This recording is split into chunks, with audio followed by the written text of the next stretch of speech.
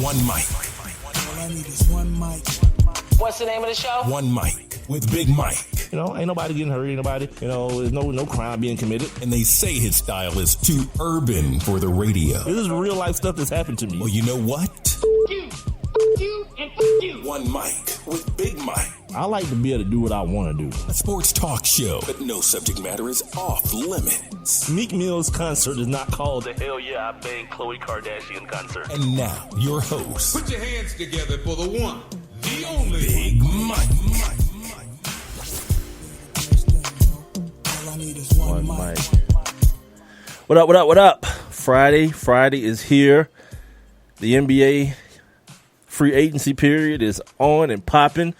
We're getting all that and more tonight on the One Mic with Big Mike show, heard right here on Spreaker.com. That's Spreaker.com. Let me turn myself down a little bit. I think I'm a little bit loud today. Also, I'm broadcasting live on the website, One Mic with BigMike.com. And apparently, I'm also on Facebook Live again, I think for the second time. So if you guys go to my my Facebook page, facebook.com/ONEMICWITHBIGMIKE, you can see my ugly mug sitting here speaking into this microphone.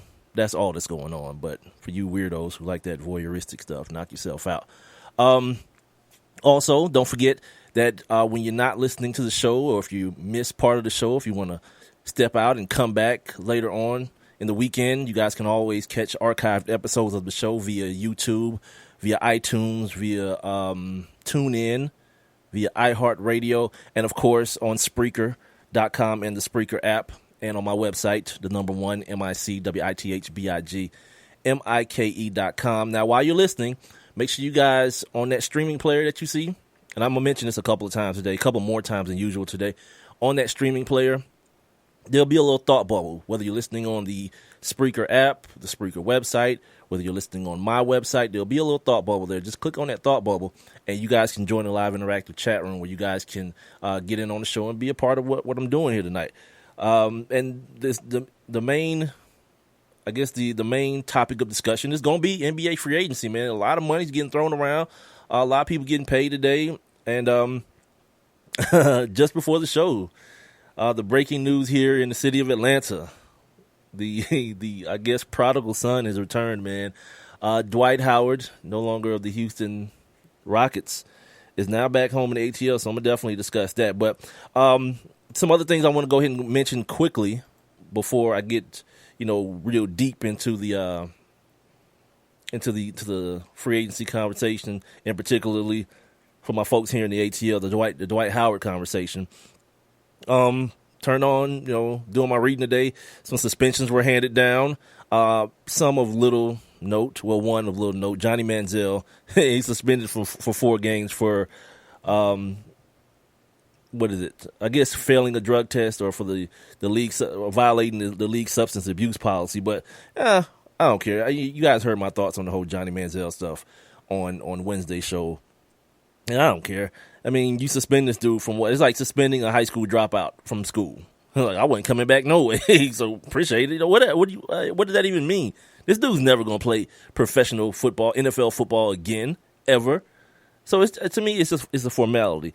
Rolando McClain suspended again, this time for 10 games. He's facing with his next violation. He's facing one of those Josh Gordon type of indefinite suspensions from the NFL. If you know this kid, Rolando McClain's story, like this kid is like, I don't know if he's really there and emotionally stable, man. This dude I think he's retired from the NFL like twice. The Cowboys traded for him to come out of retirement, I think in the offseason. His damn house burnt down, like everything, the whole damn house burnt down. So yeah, he'll be gone for another 10 games, and the Cowboys are kind of left with this little quandary. Should we just go ahead and cut him? Many people would probably say yeah, but in cutting him, they forfeit, I think, like $750,000 of a signing bonus that he would actually owe them back if he doesn't play. And in the NFL, in the NBA, O.J. Mayo, they suspended that dude for 2 seasons. I think his second violation for what they're calling a drug of not a drug of leisure, a drug of addiction, I guess. And, usually we hear these things and I think we automatically go, my man Maceo that does the Crush Sports, what is it? Crush Sports Show? Yeah. I think the natural assumption is to assume these dudes are on weed, but it's the NBA. So that assumption really doesn't, that really can't be the first, because the NBA, I don't even think they test specifically for like marijuana. In this article that kind of details his suspension, OJ Mayo's suspension, it says the NBA is not allowed to publicly disclose the particular prohibited substance involved in a disqualification if it involves a quote-unquote drug of abuse or marijuana. You see what they did there? They separate the two things. Something the government don't even do. They separated the drugs of abuse from marijuana. But they must do so if the player is disqualified for conduct involving a PED. And I think that's what that's what OJ Mayo's first suspension was for. It's for a PED, and he said something about it being caused by a energy drink that he got from a convenience store or something. Here's the NBA's list of drugs of abuse. Let me see if you can figure out what's missing from the list. Amphetamine and its analogs, including but not limited to methamphetamines and MDMA. That's Molly, right? MDMA, cocaine, opiates like heroin, codeine, morphine, that drink, and of course heroin. We know what that is, and PCP. Notice anything missing? Yeah, NBA, NFL. Marijuana is not on this list. Drugs of abuse, the things that they suspend people over. So the assumption has to move past marijuana, I think, in this case, and you have to pretty much assume that one OJ Mayo was on something a little bit harder and more addictive or more, I guess, abusive in the NFL, in the NBA's eyes than that. So that's that as far as guys being. Oh no! I also, right before I did the show, a guy from the Ravens. I didn't even put it on my notes, but he's been suspended as well. So 4 suspensions today. It's 4th of July weekend, everyone. And usually I'm gonna do a show on Monday, but I usually take the opportunity, like on Memorial Day and all these firework holidays. I usually make sure I take the time to make sure I tell everyone, first thing, like, please stop shooting your guns in the air. Like, it's a matter of physics, ladies and gentlemen. If it goes up, it's gonna come down. You understand what I'm saying? Don't do that. Now, also, I don't know if you guys saw this, that Jason Pierre-Paul, this is gonna be a 1-year anniversary for him blowing his damn hand to smithereens. He did a PSA, like showing off his hand and, telling everybody, what's going on. But look, I'm going to tell you like this. If you get hurt or die doing something stupid, I reserve the right to laugh. I do. You know what I mean? Like, whatever, man. Like, I don't feel sorry. His teammates came out last year. It was like, that's not funny. He could have ended his career. His bad. So what? Don't hold firecrackers in your hand and pop them off, B. Don't do that. So, like, yeah, be careful with your fireworks. I'm going to say that. But for other people's sake, I don't care if you blow your damn hand off. For other people's sake, man, don't. Like, let's stop with the whole shooting your guns up in the air stuff, man. Because, like, kids is getting murdered every day after, like, the Memorial Day and Labor Days and 4th of July. Every day on the news, somebody, just a bullet comes down out of nowhere and just kills somebody, man. Like, let's not. And then the thing is, you don't even know that it was you. Because it's a bullet. And it travels. I'm going to save this, actually. I'm going to save this sports media thing for Monday. The NFL Al Jazeera thing is still going back. They're still going back and forth. The NFL and the NFLPA are still going back and forth on the validity of the NFL being able to punish guys, or not punish, investigate guys based on a report. A news organization like Al Jazeera, it's not an American news organization, and the fact that the guy who made the accusations against players like Peyton Manning and what's the other kid's name, James Harrison and Julius Peppers and Clay Matthews, the validity of them being able to investigate. Well, the NFL, in straight up NFL fashion, has said, look, we don't give a damn about that because we only need real evidence if we're going to punish you. We don't have to have any evidence to investigate, which is, again, an NFL thing to do, man. It's so NFL thing to do. On Monday, you guys, comedian Shang, that's actually his Twitter as well, at comedian Shang. He's going to join the show to kind of bring some levity, hopefully, to a lot of these serious issues we've been talking about, and answer some questions about being. I'm not sure. I got to ask him, like, what's his, like, is his racial makeup or whatnot. I don't know if he's just a light-skinned cat.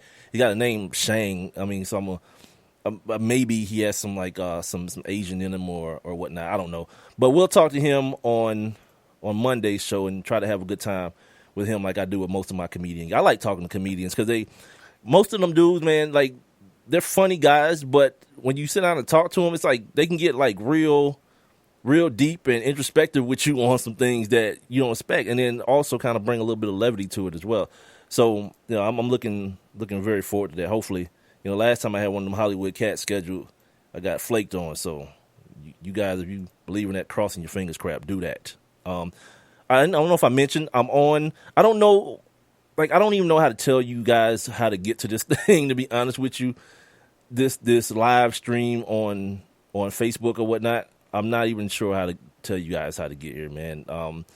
Renee Cooper, who helps me out with the show in so many different ways, advised that I do this. So, look, I'm doing it.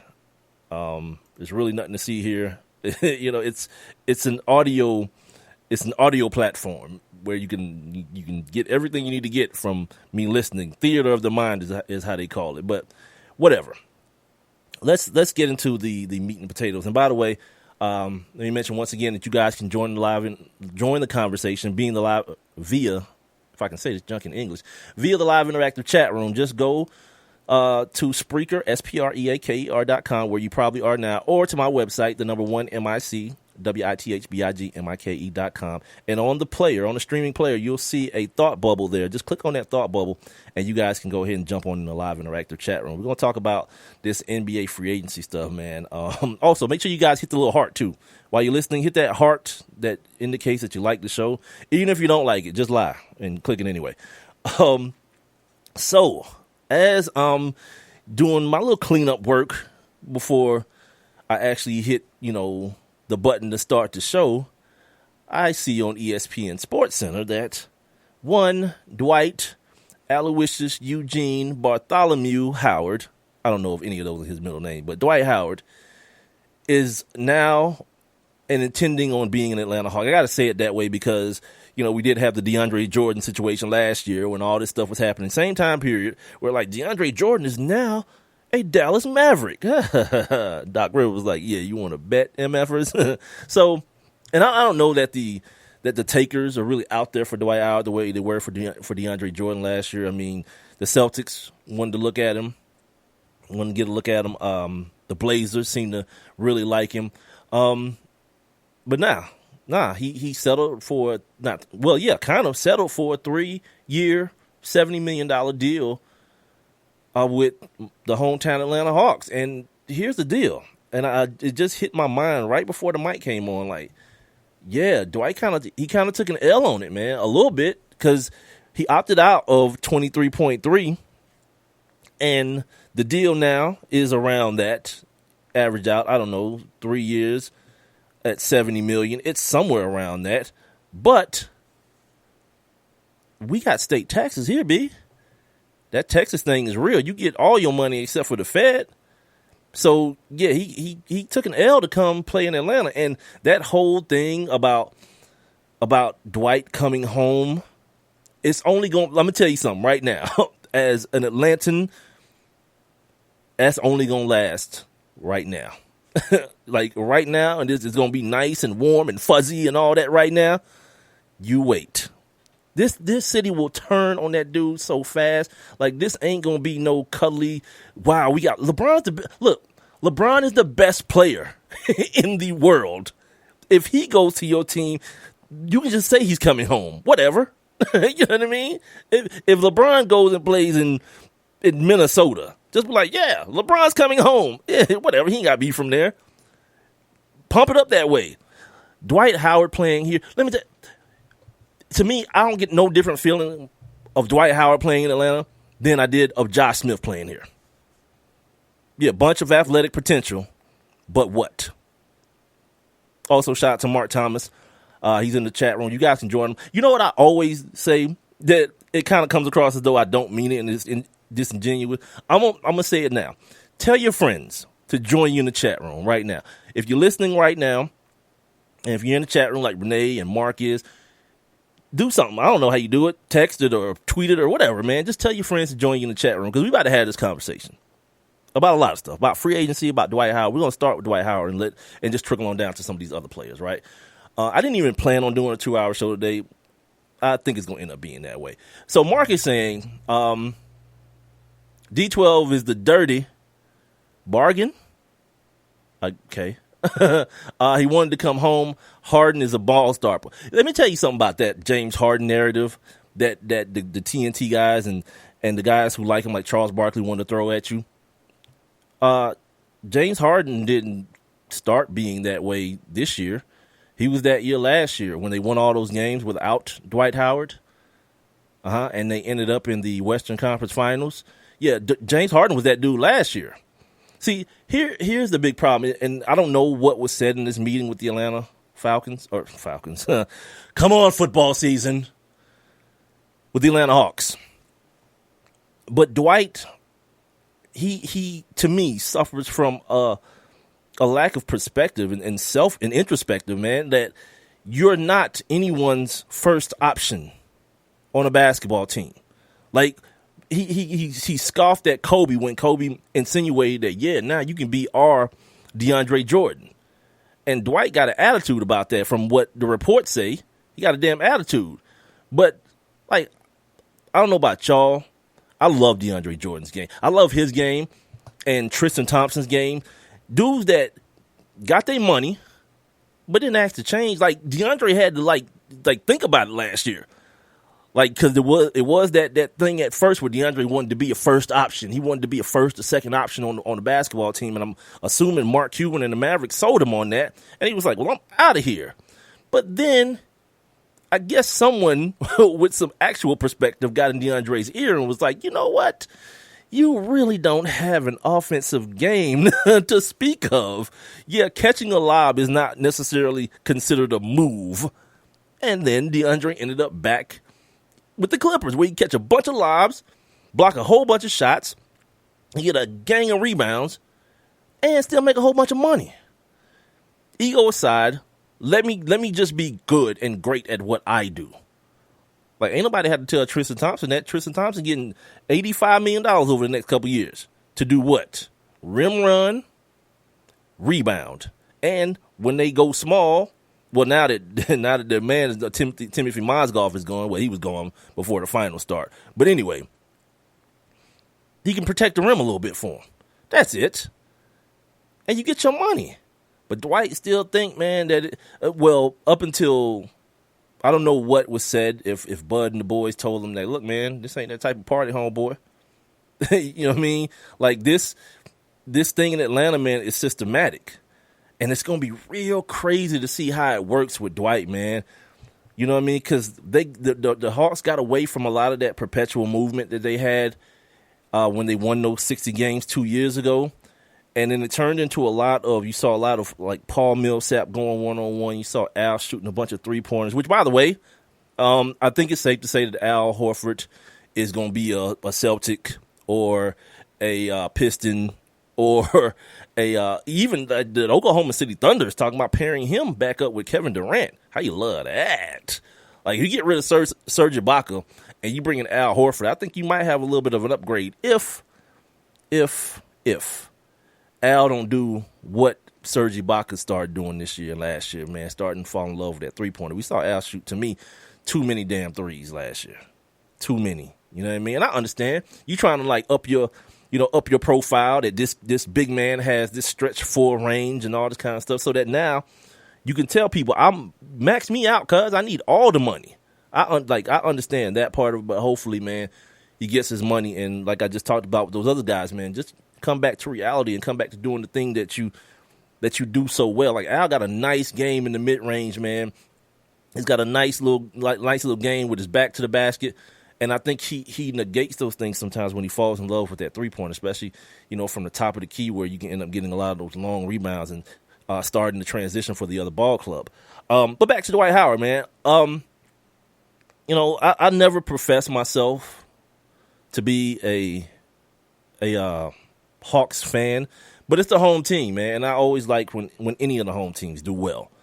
You know what I mean? It's not like ride or die. Like I'm mad and pissed when they lose. Nah, I want them to do well. I'd love to see a parade here in my city, man, go down Peachtree. I think it'd be awesome for the city. But other than that, whatever. You know what I mean? But I don't see Dwight Howard fitting. Mark from the chat room saying he'll be the first. I didn't even see this part. I saw the part about Schroeder just like glancing at it. He'll be the first option here. He'll be happier. 22-11, pick and roll with Schroeder. Oh my God! Look. I'm not even going to tell you that I don't believe you, but I'll tell you this: get ready for 38 wins. Get ready, because name me the championship contending ball club where your 7-footer, 6'11" dude is your number one option. I'll hang up and listen. Yeah, this NBA ain't that NBA. A lot of people like kind of throwing their arms up in the air about the Lakers signing Timothy Mozgov. Whatever. So what? Them dudes are just luxuries now. Hassan Whiteside, sure, whatever. You got to spend the money anyway. Do it. Joakim Noah, dude who shot 38% last year, and he never averaged over 12 points. Sure, let's pay him. Whatever, man. Okay. See, this is why this is fun. Renee, how do I do this, man? Because I don't even know how to tell if people are like saying anything in this Facebook thing or anything. I'm so lost, and it's so stupid to me to even assume that this is happening right now. But anyway, Magic 2009 is what Mark Thomas said. The league is different in just those 6 years. What is it? Nope, bad math. 7 years. The league is totally different than that. Yeah, you can put this big dude, who, by the way, was a different player then. Now Dwight Howard is broken with the knee stuff and the back stuff. You got a broken 30-year-old dude now. In 2009, this dude was in his 20s, early 20s, jumping out the gym and everything.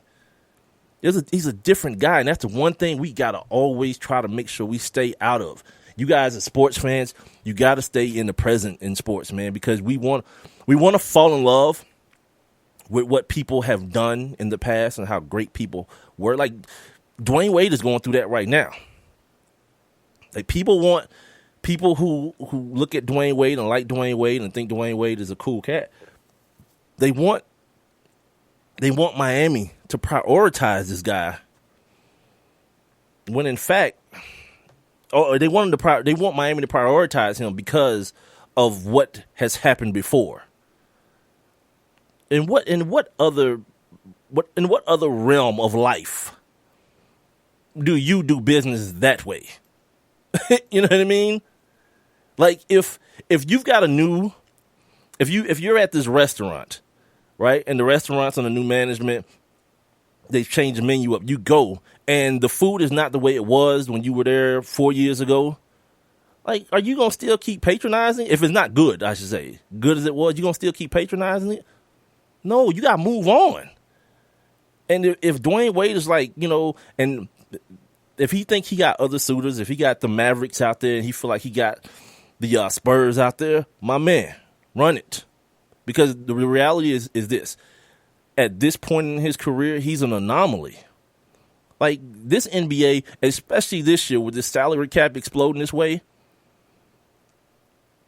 and him being not the player that he once was, it's a prime opportunity to move on. If there's somewhere to move on to, like, it could be a situation, man, where a dude like Dwayne Wade ends up getting his feelings hurt. Like, he'll want to think that there's this market out there for him, and then everyone he talks to, I don't know this is going to happen, but everyone he talks to is like, hell no, we ain't paying that for you. And then he's got to go crawling back to Pat Riley like, I told you. I told you, dude. Yeah, it's going to be interesting to see how this plays out for guys like him. I'm excited about basketball season starting here in the ATL, man, because I want to see what this new look Hawks team looks like, man, because I've got a theory. And once again, this is the One Mic with Big Mike show. Appreciate everybody for joining me on Spreaker.com, or if you're joining me on the website, OneMicWithBigMike.com, or if you're joining me on Facebook, which, again, I don't know if you're there or not. Just what up if you're there. What was I saying? Oh, this new look Hawks team. I'm so interested to see how it's going to look and how it's going to work, because my theory is this. As long as LeBron James is playing at the level he's playing at, don't even worry about it. To be honest with you, like, don't even worry about trying to come out of the East. Build your team and set yourself up for when LeBron is on a decline.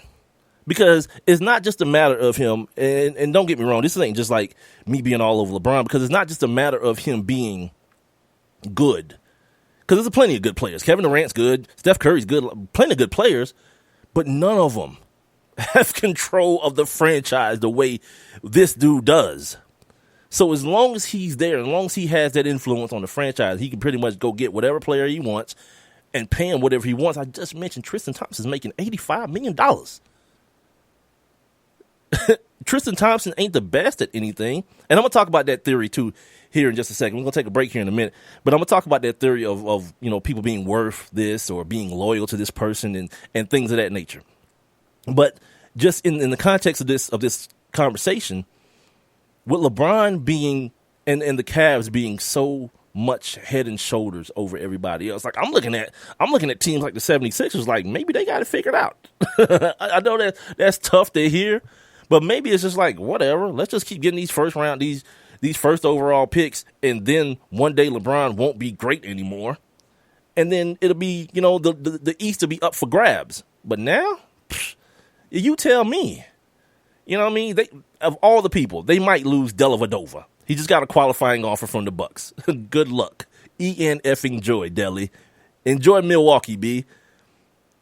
They're going to try to make sure they bring JR back. Of course, Kyrie's going to be back, and Kevin Love, their GM, David Griffin, said he's going to be back. So if you're in the East, like, really, what the hell are you playing for? If you're the Hawks. I mean, you got Dwight Howard for 3 more years, and I don't think that I didn't see the details of the deal. I don't know if he has an opt-out after 2 or anything like that. But this is probably going to be his last big one. I'm gonna be real. I don't trust that dude, man.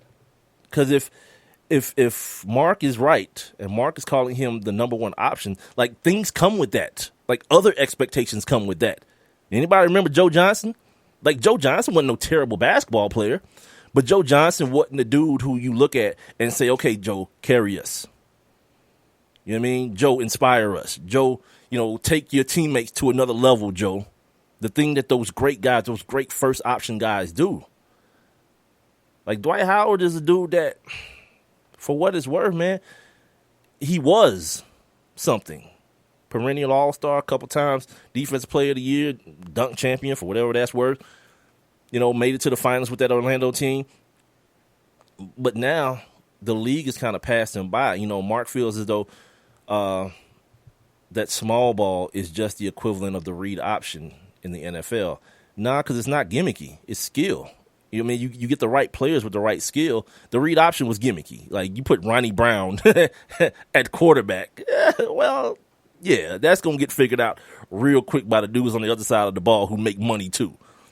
But I don't know how you figure out dudes that can just shoot the basketball. You spread the court and open it up for dudes that can shoot the basketball. That's what we're talking about.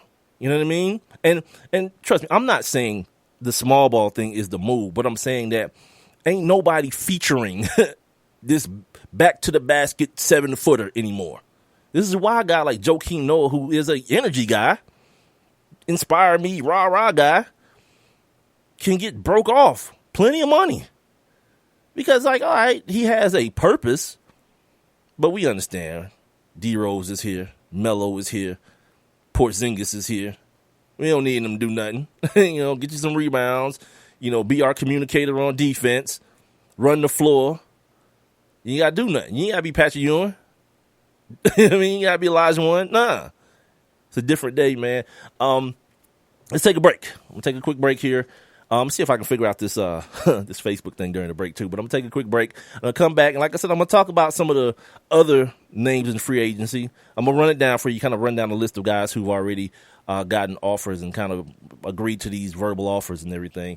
So maybe you hear your team and a person from your team mentioned. I'm gonna tell you what all this money means, and I'm gonna try to get you guys to eliminate certain things from your vernacular as it relates to professional sports and free agency. We'll do all that next right here on the One Mic with Big Mike show. You're listening to me on Spreaker.com or the Spreaker app, or on the website onemicwithbigmike.com. Once again, the chat room is wide open. Tell a friend, man. Seriously, tell your friends, man. We talking about this tonight, man. They can go on the streaming player. They'll see a thought bubble. Just click on that. It'll get you inside the live interactive chat room, as Renee Cooper and Mark Thomas have found out for themselves. I'll be right back. Take a look under your bed. Find stuff under there? What about jobs? No? Now try your basement. There's a pair of overalls that overall you're not so into anymore. A perfectly good laptop that hasn't sat in your lap in months. And even more stuff, but still no jobs? Well, you really have both. See, stuff is defined as household articles considered as a group. Sometimes this stuff is no longer needed. Wait, no longer needed? That can't be right. Because remember those jobs you were looking for? Those are really needed, and they're the stuff inside your stuff. Even inside that winter coat that moved with you to Phoenix. Our job is to unlock those jobs, and it starts when you donate your stuff to your local Goodwill. Here's how we do it. When you donate to Goodwill, we sell your stuff to provide job training for people right here in your community. So just by teaming up with Goodwill, you help create jobs. And isn't that worth parting with the leftover keytar from your 80s cover band? Goodwill. Donate stuff, create jobs. Find your nearest donation center at goodwill.org. A message from Goodwill and the Ad Council. Adopt US Kids presents Multiple Choice Parenting. Your daughter just had her first breakup. Do you A, put yourself in her shoes? How could he do this to you? And for Sheila, she has split ends. B, console her? Oh, sweetie, this is going to happen a lot. 4, maybe 5 more times before you get married. C, take charge? Got to get this all straightened out. Give a little talking to, man, mano a mano. Hey, Steve! Is now a good time? No? Okay, no problem. Bye. Or D, help her find a new boyfriend? I know a great place to meet boys. The internet. Nice, single boys. Never mind. How about some ice cream? As a parent, there are no perfect answers. But you don't have to be perfect to be a perfect parent. Thousands of teens in foster care will love you just the same. For more information on how you can adopt, visit adoptuskids.org. A public service announcement from the U.S. Department of Health and Human Services, Adopt U.S. Kids, and the Ad Council.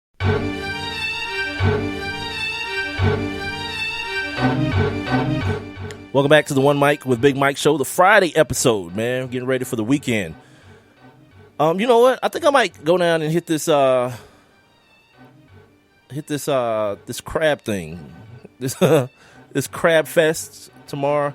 I might head down there tomorrow, man, and put some flyers in some people's hands or whatnot.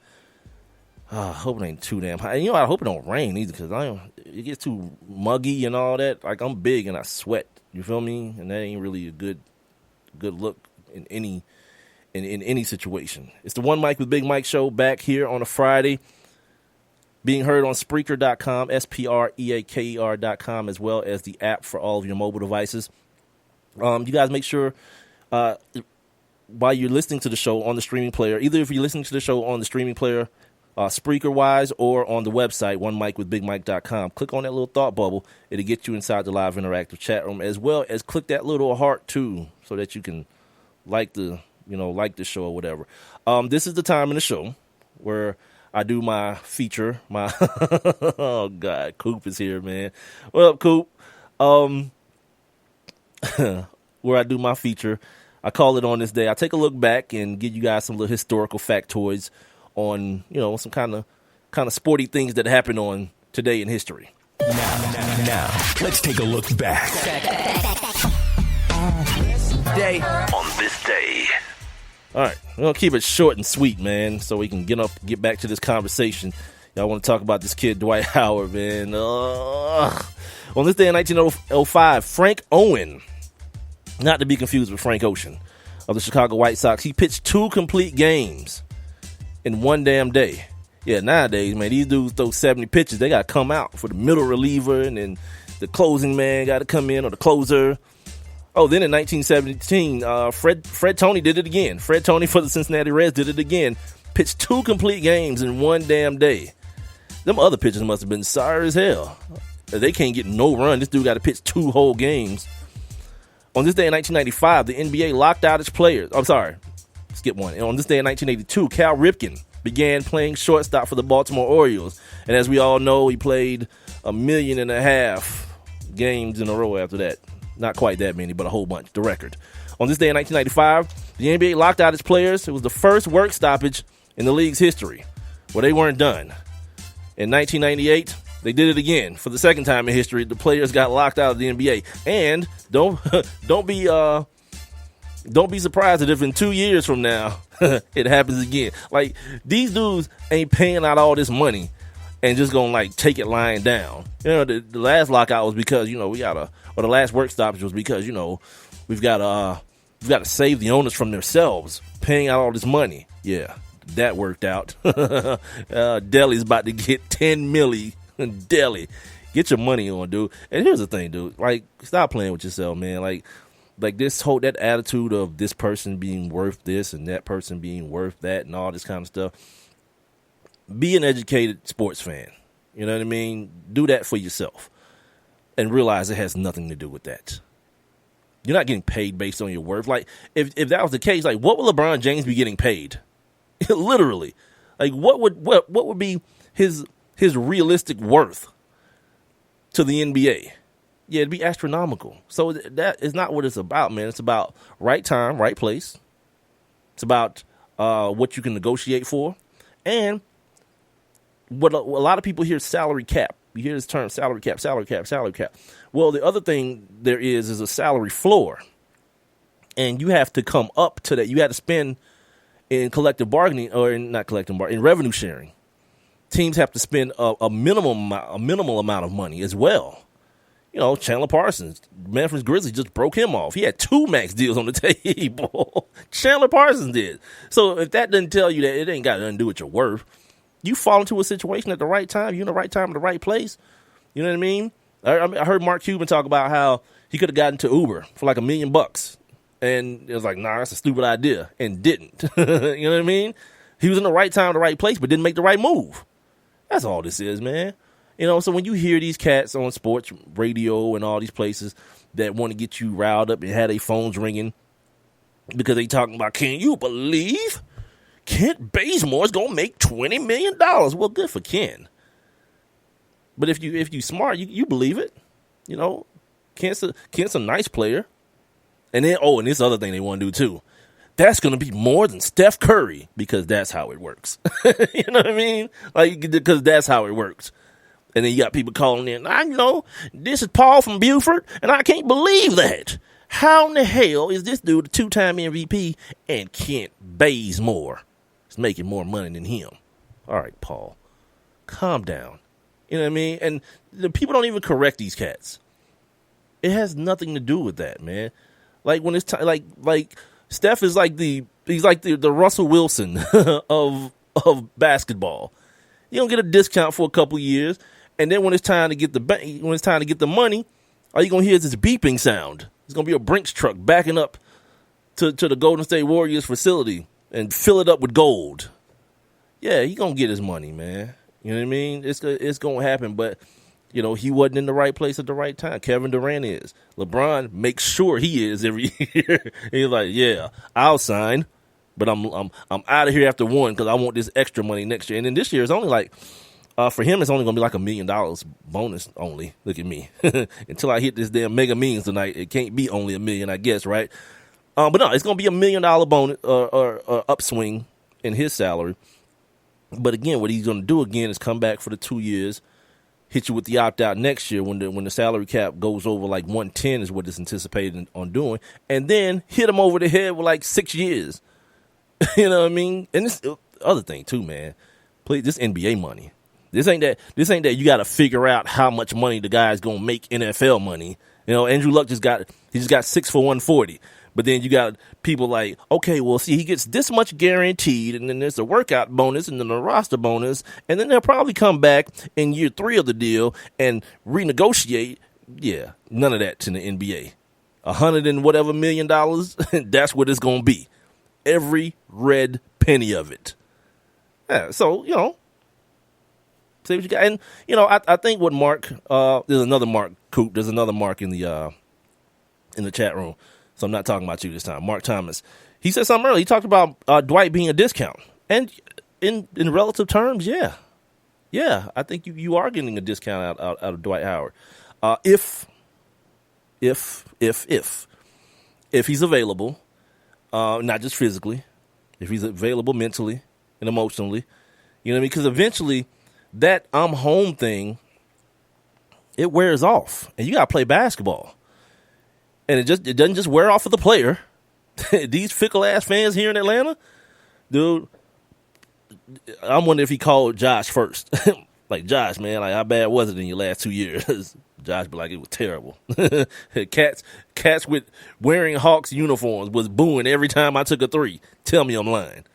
And you guys weren't wrong. You know what I mean? You weren't wrong about that. Me and Rob went to shoot around one time and just sat there and watched. We just watched Josh, man. It was just like quietly like, what the hell is he doing, man? Like, he wasn't even really practicing shooting the three. He's out there really just BSing, trying to be cute and, be N1 mixtape-ish. You know what I mean? And it's like, then he gonna get in the game and then be trying to like shoot serious threes and be looking around crazy, and be looking all crazy in the face when people booing him, and you hear people saying no when he's about to, load up the three. Temper your expectations. Do that. Temper your expectations as it pertains to Dwight Howard, man, because it happens so often here in my city. And I don't know if it happens anywhere else because I don't live nowhere else. But, the big free agent signing happens and everybody's like, yep, championship on deck. Oh, boy. Yeah, D. Howard going to pull a LeBron for the A. No, he's not. That's not. Like, if by some miracle, right, they let Brian Nichols out of jail only under the condition that he goes and murders LeBron, you know what I mean? If only that happens, and then the Hawks have a miraculous, like some sort of fortunate turn of events happen, and they end up winning the championship. Even if that happens, all that happens, it won't be because of Dwight Howard. It won't be because of this signing. You know what I mean? I'm still yet to see how this cat is going to fit in this offense in a consistent way. You know what I mean? I just, yeah, okay, we could holler out, oh yeah, they can run the 1-5 pick and roll with him and Dennis Schroeder every play. You know what I mean? Yeah, the league just ain't set up for that no more, man. You gotta have dudes that can get buckets, man. Like, dude, if you want to win, you want to find yourself in championship contention, get dudes that can get buckets on their own. Let me run down some names for you. Guys like Steph Curry. When Steph is healthy, he's freaky with the basketball. He can get that shot off when he want to, right? When you get guys like LeBron, get to anywhere on the floor you want to. KD can get anywhere on the floor he wants to. Russ, Dame Lillard, dudes like that who can get on the floor, get anywhere on the floor they want, man. They don't need you to give them the ball. That's why James Harden, like, you want to talk about James Harden being a ball hog and a ball stopper and all that ESPN crap that they put in your mind? Nah. James Harden get buckets. Plenty of them. This dude was a runner-up to the MVP last year. Like, we can't just act like this dude turned into a bum and he killed Dwight Howard last year. No. And now we'll get to see. We'll get to see whose fault it really was. These are the things I love happening. I love when that happens. When the excuses are over and all we got to lean on is production. Because who's going to be the ball stopper here? It ain't Paul Millsap. That's one of the most, as good a player as Paul Millsap is, he ain't that guy. He ain't a dude that's going to try to dominate the basketball. I'm not even sure he can, but even if he could, he don't have that type of disposition. You understand what I'm saying? Dennis Schroeder. Yeah, Kent Bazemore going to be playing somewhere else next year. Go ahead and get that out your mind right now. Like, the Hawks drafted two dudes that basically told Kent Bazemore, Appreciate your service, homeboy. Go get your money because it ain't happening. 20-something million ain't happening here. And you make that decision. Al Horford with this Dwight Howard signing. I mean, I don't know what the money and the cap situation is looking like. They doing like this thing right now, ESPN. I'm looking at it, but obviously I can't listen to it while I'm talking to you dudes and ladies. I don't know what the money is looking like if they can retain Al and have Dwight Howard. I don't know what this new ownership feels like about the luxury tax. Don't know. You know what I mean? Oh, let's address some things in this chat room real quick because my guy, one of my favorite dudes, man, Mark Cooper, is in the chat room, and sometimes he get kind of loose, man, and it's very entertaining to me, and I lose track of the fact that I'm hosting the show, and I just start laughing at his ass. So Mark is saying, what? The Hawks need a true starter at the wing, and the two dudes that they drafted are D-League players. Well, let me tell you something too. Tim Hardaway Jr. was in the D-League for plenty of this year as well. You feel me? And he ended up playing all right in the playoffs, you know what I mean, for what it's worth. And the whole Lob City South thing, Mark, you got to reverse, because I always call the Clippers Atlanta Hawks West. You know what I mean? They just seem like the same team to me. A team that's kind of come out of this mediocrity, or not necessarily came out of just the toils out of the bottom, and it became pretty mediocre. And then people started expecting them to. I don't even know if the Hawks have reached that point now. The Hawks really don't get no respect, and I don't know if it's really deserving, man. Last year they won 60 games, the year before last they won 60 games, but I keep reiterating the fact that this team went like a month without losing the game. That's an aberration, man. You know what I mean? And then, don't get me wrong, it was good basketball being played. And because they weren't just beating up on the Hornets and the Pacers, they weren't doing that. They was out going. They went on that long West Coast trip and took care of the Warriors, the eventual champions, the Rockets, the Clippers. They took care of a bunch of like good teams during that run. But those are the things in sports that you can't really hang your hat on that happening year in and year out. You know what I mean? Like with the Spurs, man. The Spurs are a consistent team. They're gonna win. You get they 55, 60 wins every year. It's gonna be pretty consistent around there. And they may spike like they spiked this year. What was it, 67 wins this year? They might spike a little bit, but they're never gonna get back down. What did the Hawks win this year? 45 games this year, or something like that.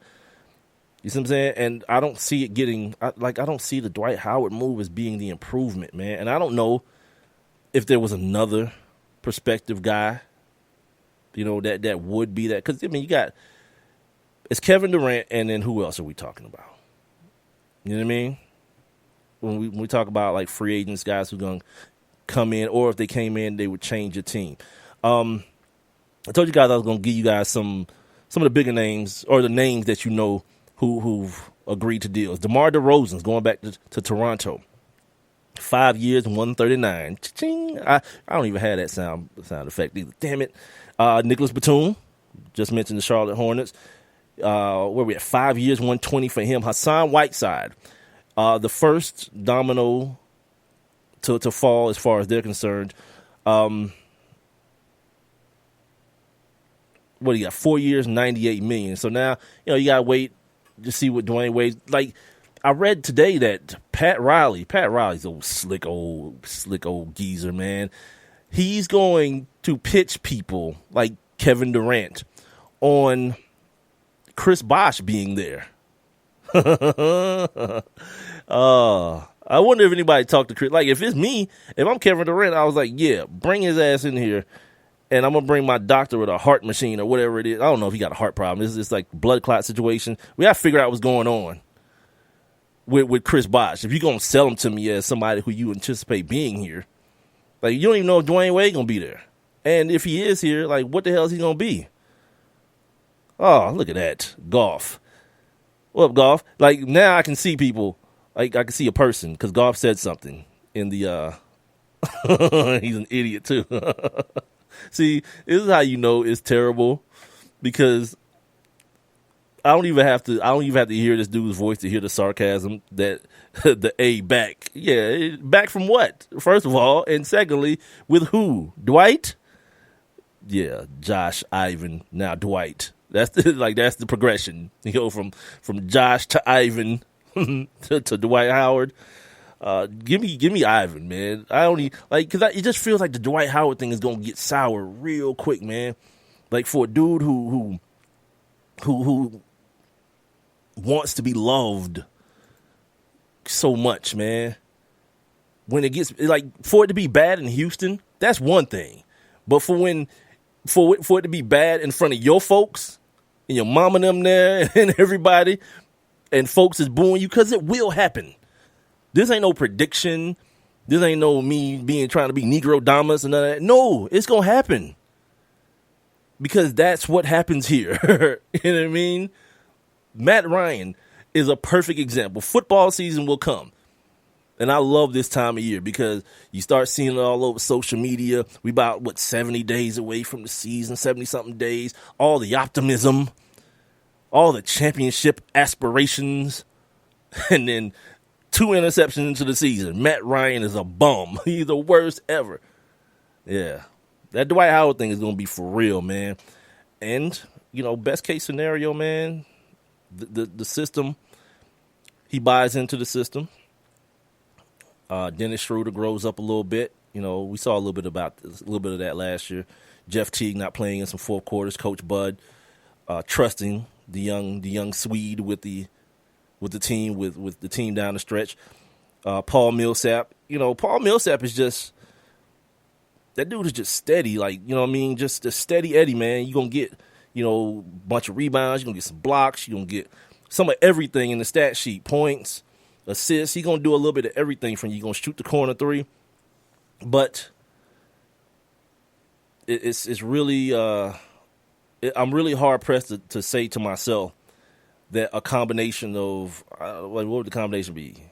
Dennis Schroeder, Dwight Howard, and Paul Millsap.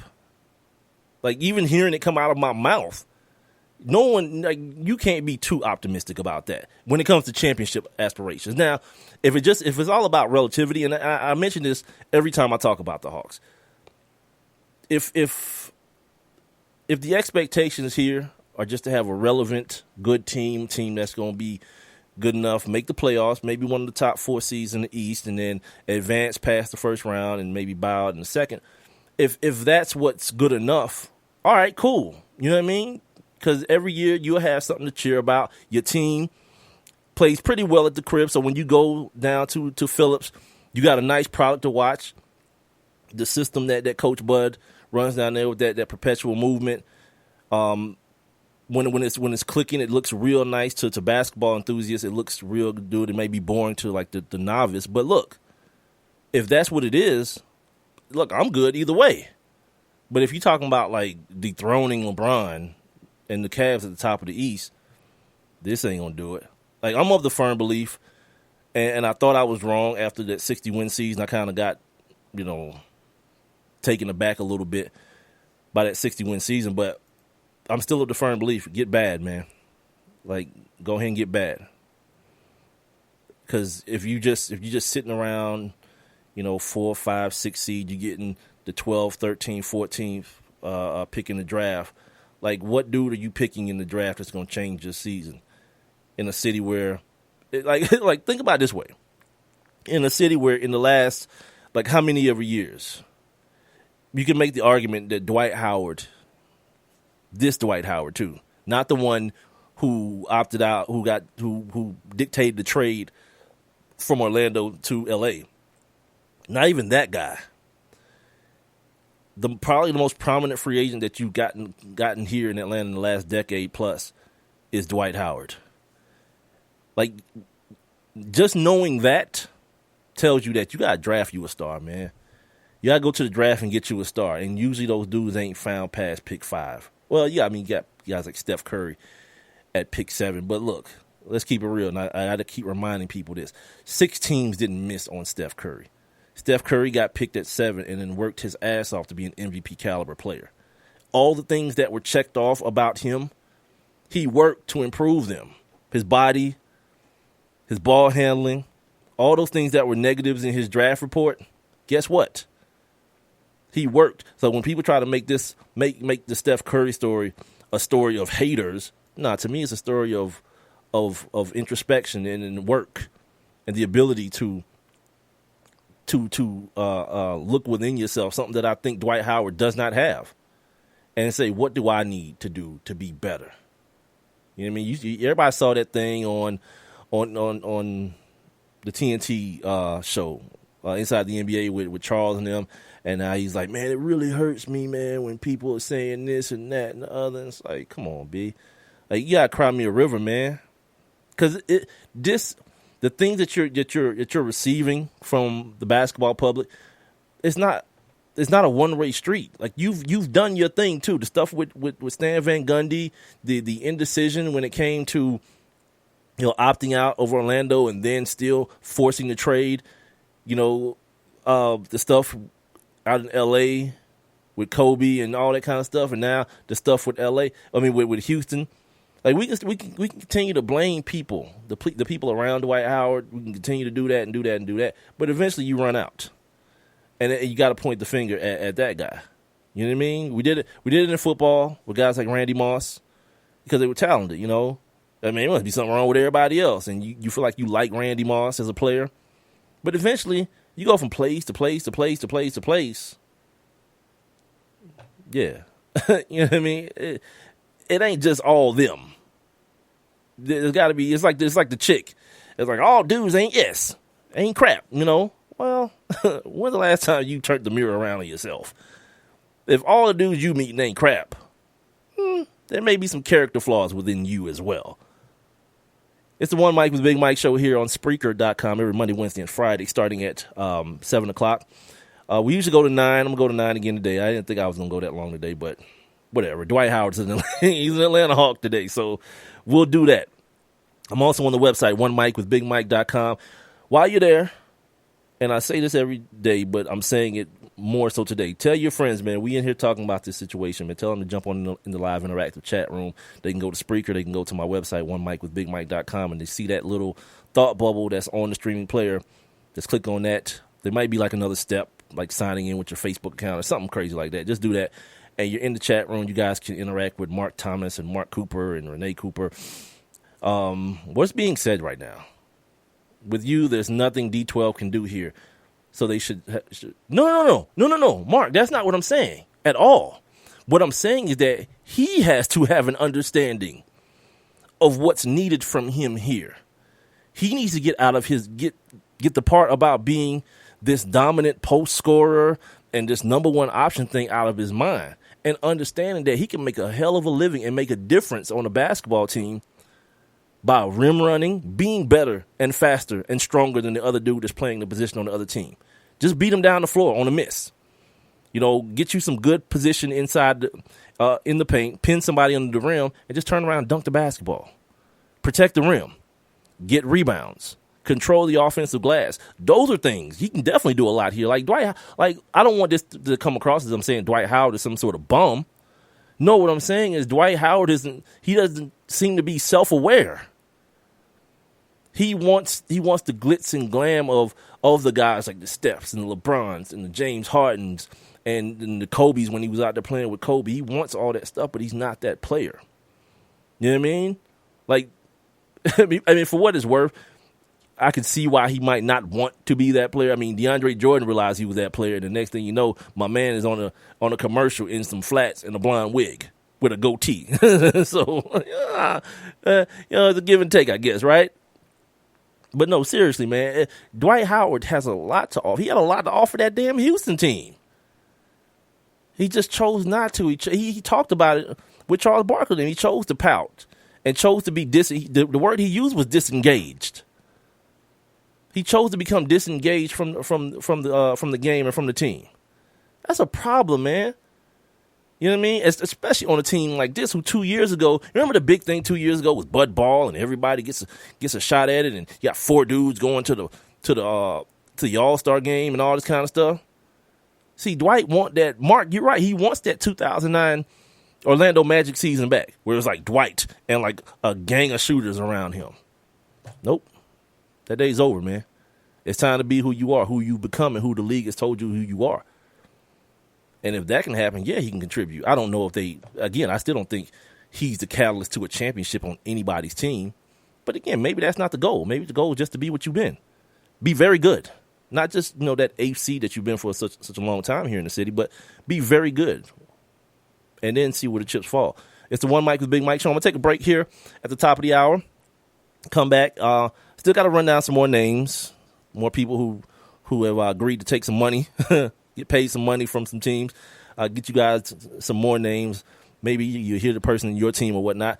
If you guys want to join the conversation, it's quite simple. Just go to Spreaker.com, Spreaker.com, or if you're on the website, OneMic.com, and click that little thought bubble you see on the streaming player. And you can talk to me about Dwight Howard, or you can talk to me about free agency if you want to talk about the Lakers and what they've been able to do or not do.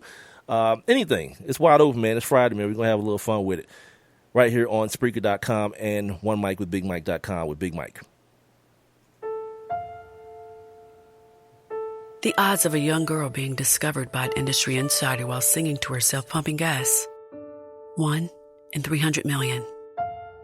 The odds of a daughter of a clergyman from Severn, Maryland, spending 11 weeks at number 1 on the U.S. singles charts.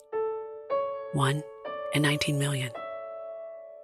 The odds of going on to win 7 Grammy Awards. 1 in 1.4 million. The odds of selling over 40 million records. 1 in 800,000. The odds of this musician and performer having a child diagnosed with autism. 1 in 68. I'm Toni Braxton, and I encourage you to learn more at autismspeaks.org/signs. Early diagnosis can make a lifetime of difference. Autism Speaks. It's time to listen. Brought to you by Autism Speaks and the Ad Council. Rich is just a really, really, really good guy. The term good egg isn't enough to describe him. He's also certified organic and free range. Rich puts the cap back on everything. The toothpaste, the olive oil, the shampoo, everything. He lets his 10-year-old nephew beat him at virtual tennis, even though he can straight up slay his 10-year-old nephew in virtual tennis. When the toilet paper is running low, Rich replaces the roll on the actual holder, not just on the back of the toilet. Rich is texting and driving. Rich? No. What are you doing, Rich? I was just telling everyone how great you are. Texting and driving makes good people look bad. Visit StopTextStopWrecks.org. A public service announcement brought to you by the National Highway Traffic Safety Administration and the Ad Council. One Mic. All I need is one mic. What's the name of the show? One Mic with Big Mike. Ain't nobody getting hurt, ain't nobody, there's no crime being committed. And they say his style is too urban for the radio. This is real life stuff that's happened to me. Well, you know what? You, and you. One Mic with Big Mike. I like to be able to do what I want to do. A sports talk show, but no subject matter is off limits. Meek Mill's concert is not called the Hell Yeah I Bang Khloe Kardashian concert. And now, your host. Put your hands together for the one, the only Big Mike. All I need is one mic. Yeah, Friday. The end of the week. Getting ready for the weekend, man. 4th of July weekend as well. Independence Day weekend. If you listen to the show long enough, you know how I feel about holidays. Yeah, I put this into the category of one that I could give a damn about, to be honest with you. I could care less about Independence Day. Like, didn't we just, we had, Juneteenth was the other day. That's the real Independence Day if you black, ain't it? Kind of. If there is to be one, it'd be that one. Because this is the one, the Independence Day is the one with the battle to get independence from England, right? Yeah, whatever, dude. Because a dude like me was still picking tobacco and sugar cane and cotton and rice. Yeah, whatever, man. Screw this damn holiday. You know what I mean? People, I heard somebody, they say, for all the soldiers. That's a different thing, isn't it? That's what you call it? That's Memorial Day, right? Where you shout out to all the servicemen and all those people, right? That's not that day. That's a different situation. So look, we spent an hour talking about Dwight Howard, and I want to make something clear before we move on. And by the way, this is the One Mic with Big Mike show every Monday, Wednesday, and Friday right here on Spreaker.com and the website One Mic with BigMike.com. That's the number one, MICWITHBIGMIKE.com. Tell your friends, man, that we in here, me, Coop, Renee, Mark, the other Mark, talking about this situation. And apparently there's some stuff going on Facebook. I'm doing live Facebook or Facebook Live right now, but I don't know if like Goff said something, but I don't know. I'm looking at it and my face is not moving, so I don't know if anything is happening. And so I'll figure that out at a different time. I talk. I don't.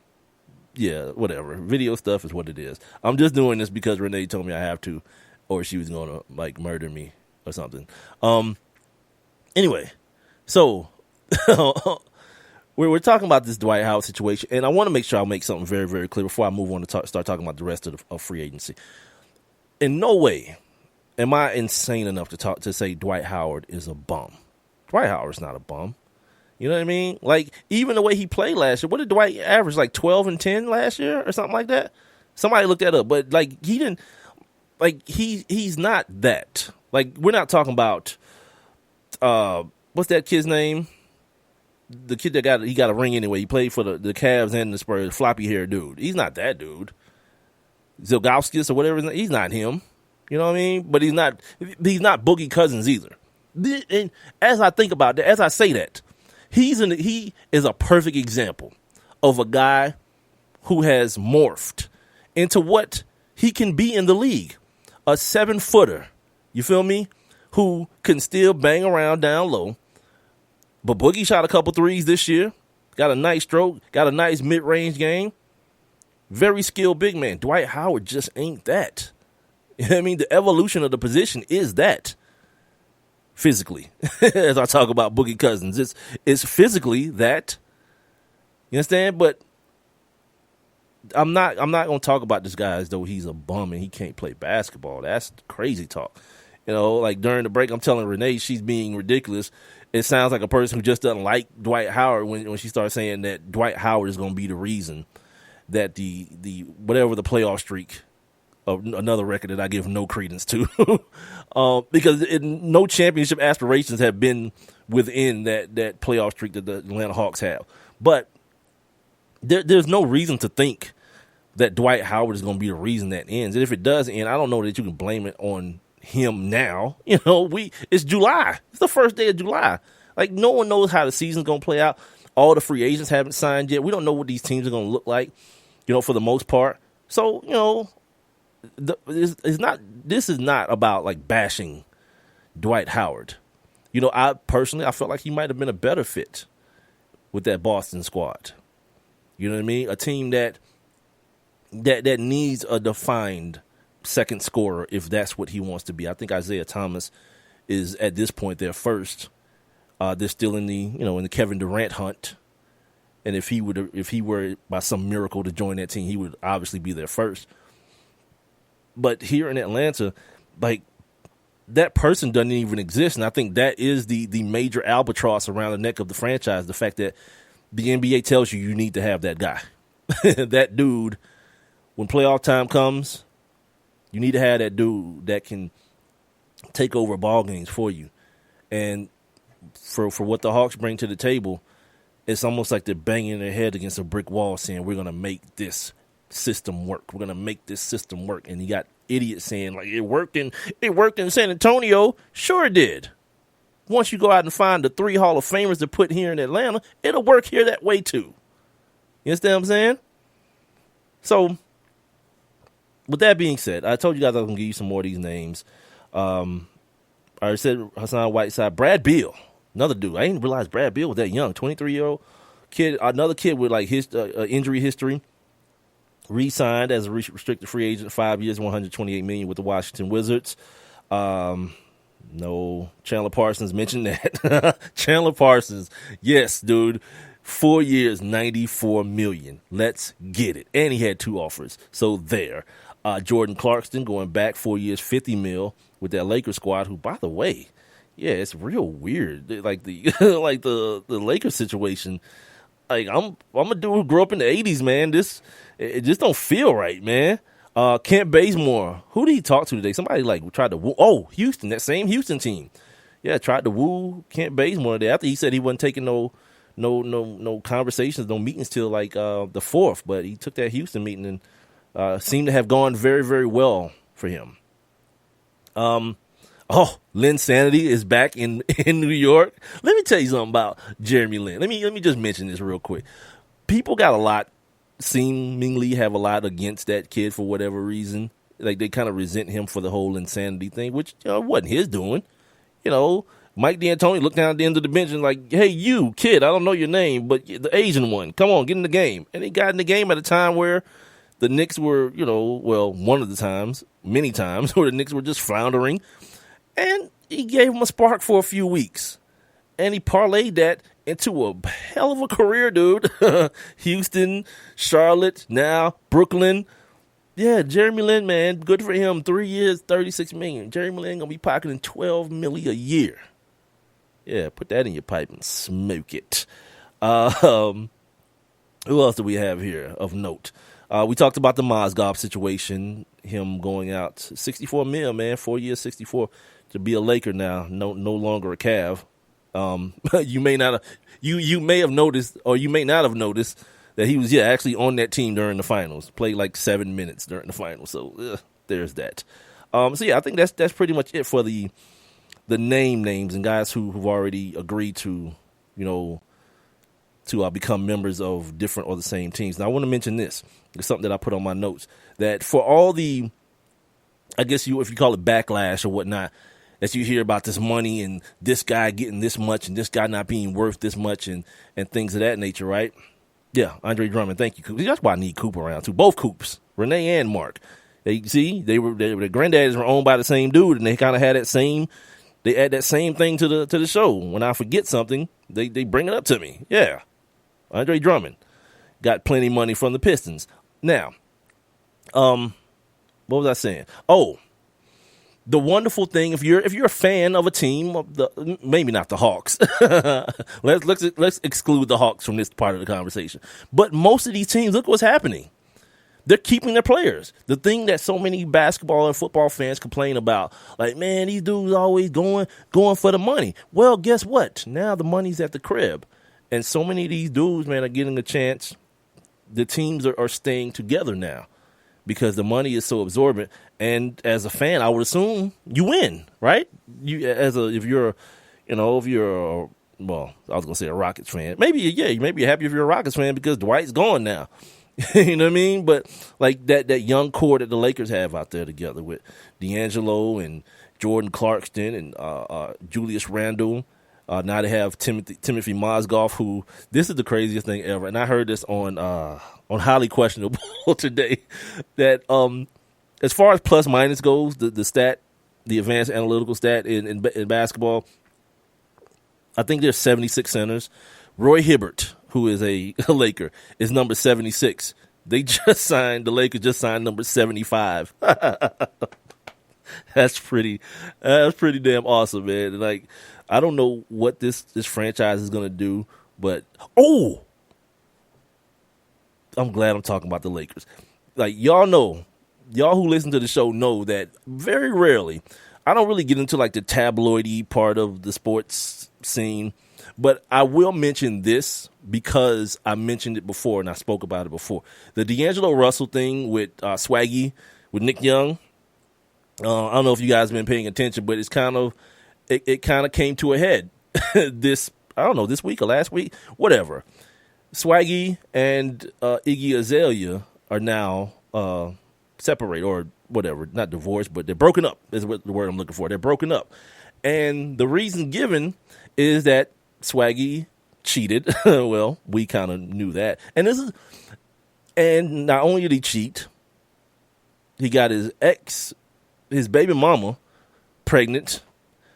Not only did he get his baby mama pregnant, his current, at the time, old lady, Iggy Azalea, got a chance to see the whole damn thing on the home security system.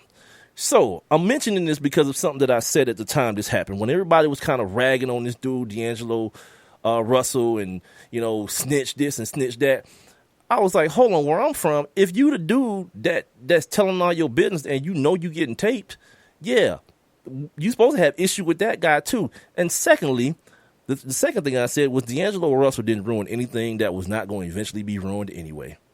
You know what I mean? If that dude is so free-willing with his business and all that, yeah, it's going to end the same way anyway.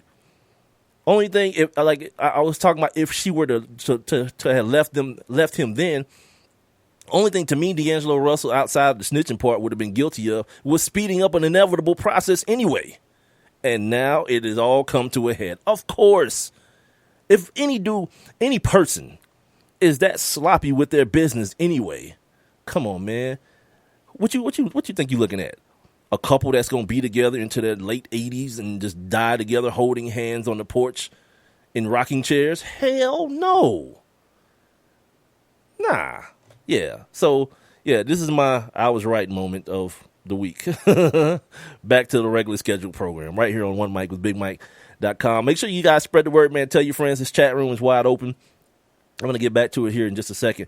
You guys can jump on in the live interactive chat room if you're listening via Spreaker or the website by clicking on that little, or the app by clicking on that little thought bubble you see on the streaming player. Also, make sure you guys are following me on Twitter and Instagram at the number 1 MICWITHBIGMIKE. And if you just happen to miss the beginning part of the conversation, the Dwight Howard situation, you guys can, after the show is done, you can go to Spreaker. You can get the archived episode there, or to my website, or to YouTube, or to TuneIn, or to iTunes, or to iHeartRadio. It's everywhere, man. I'm also broadcasting, I think. I think I'm still broadcasting on Facebook. Do not know, but no one has said anything to the contrary, so I think I'm still there. Back to this whole situation. Now, Kevin Durant, the big name, the big fish in the pond, he met with OKC first. I don't know how that necessarily. I don't know. Like, if you're OKC, do you want to go last? Do you want to make your pitch last after he's gotten a chance to be wooed by the Spurs and the Warriors and the Celtics and Carmelo's in his ear trying to get the Knicks a look? I just wonder, or if you just want to be like, look, dog, this is where home is, man. You see how close we got last year, and we might be better. You know what I mean? We got an eye on a guy, a 3-time All-Star, Al Horford, which we can call that an upgrade over Serge Ibaka. Plus, we added Victor Oladipo from the Orlando Magic. Got more athletic at the 2-guard position, a shooter, a two-way guy. I think the pitch is what it is. If you're the Warriors, and let's not forget, we can get you more money than anybody else.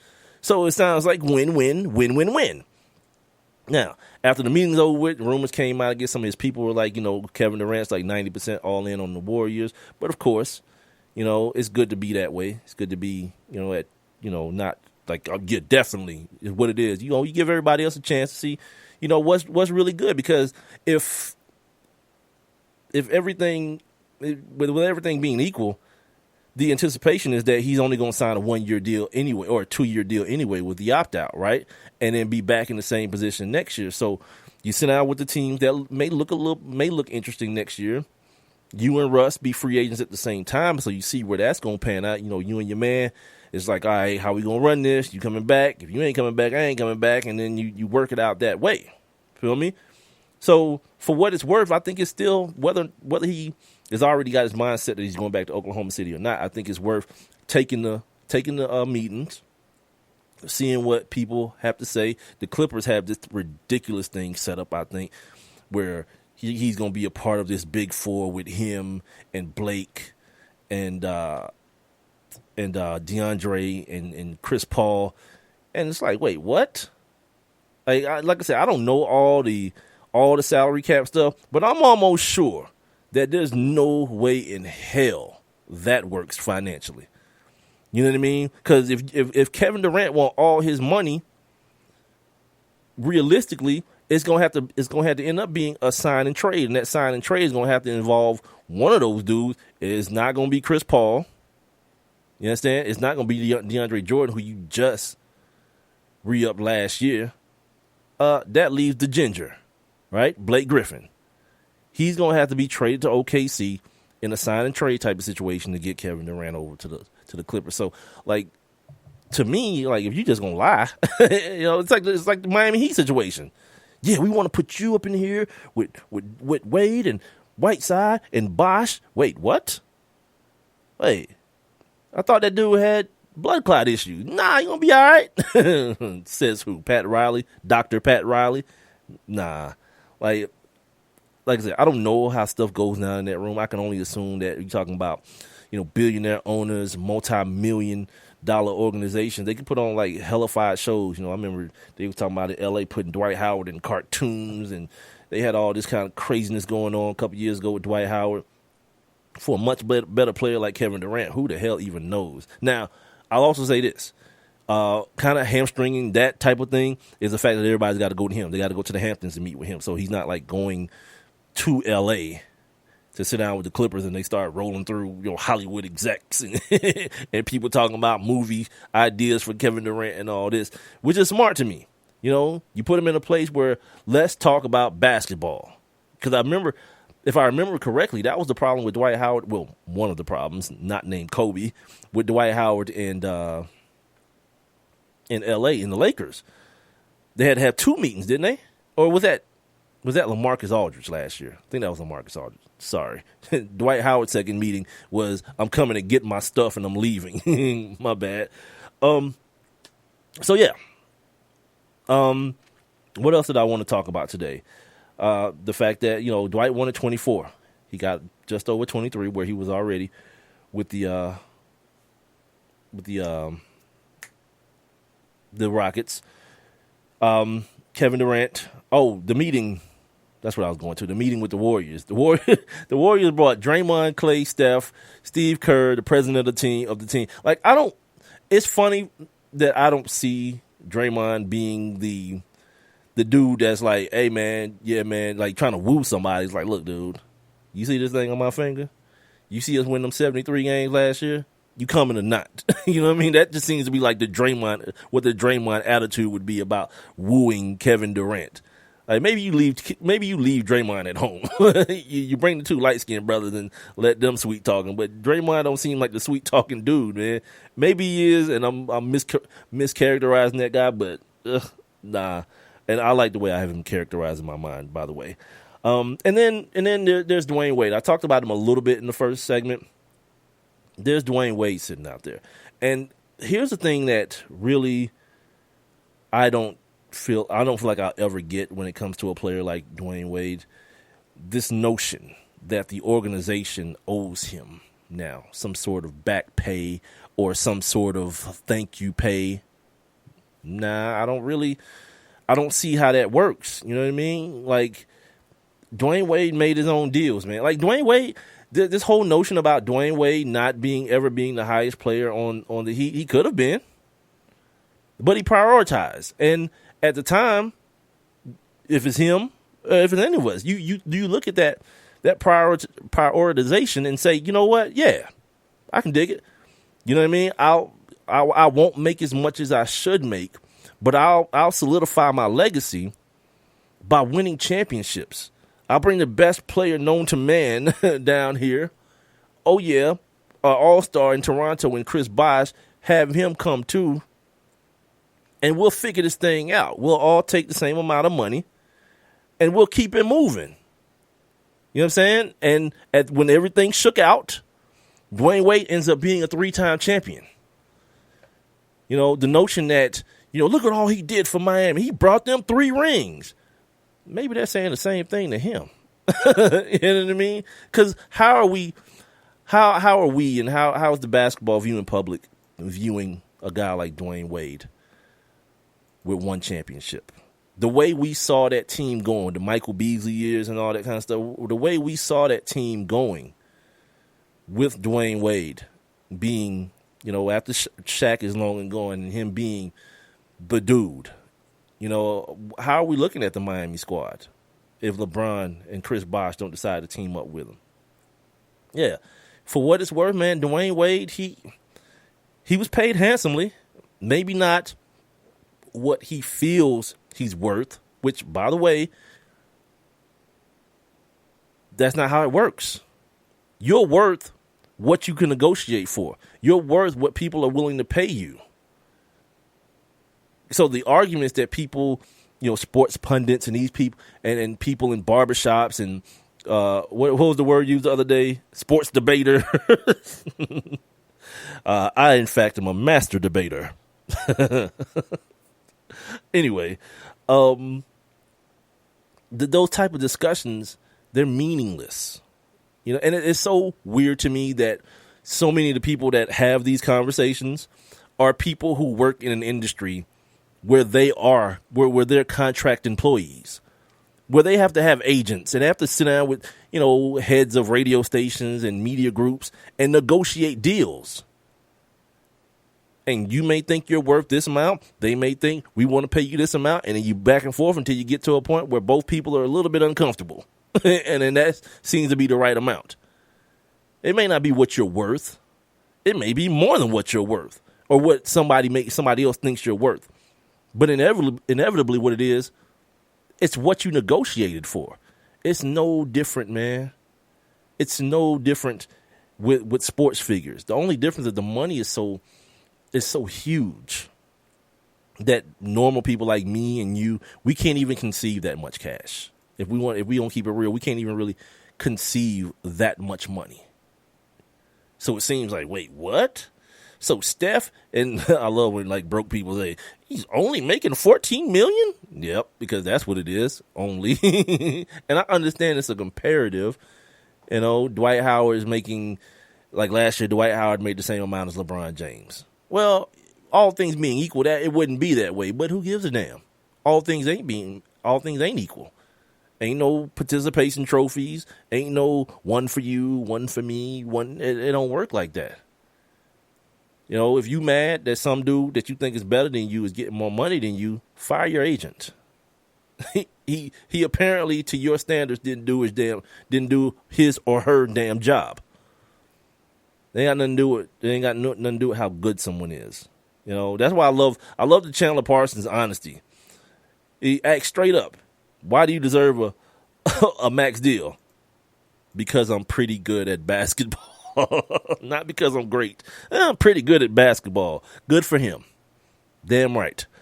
And also all these agreements making that are being made also has me wondering if we'll see a DeAndre Jordan this year. I don't think we will because of, again, the way the money's being allocated. I don't think we'll have a guy who is that important to his team, one, or seemingly that important to his team, agree to go somewhere or stay somewhere, and, at the 11th hour, another team feel like he's that important to steal him away. We thought DeMar DeRozan would end up going home to L.A. He's an L.A. boy. He said from the beginning it was about Toronto for him. And then, like I say, if he's thinking the way I'm thinking, you just bide your time. You bide your time until the dude win 23 for Cleveland is immortal again. Not immortal, amortal again. And then, when the East is up for grabs, or when it may be a little bit stronger, and other teams are legitimately competing when playoff time comes around, then you try to figure it out then. Everybody doing anything right now. If the Celtics were to get Kevin Durant, I still think it's a so what type proposal. Maybe they elevate themselves to the second best team in the league. So what? The Heat bringing back Dwayne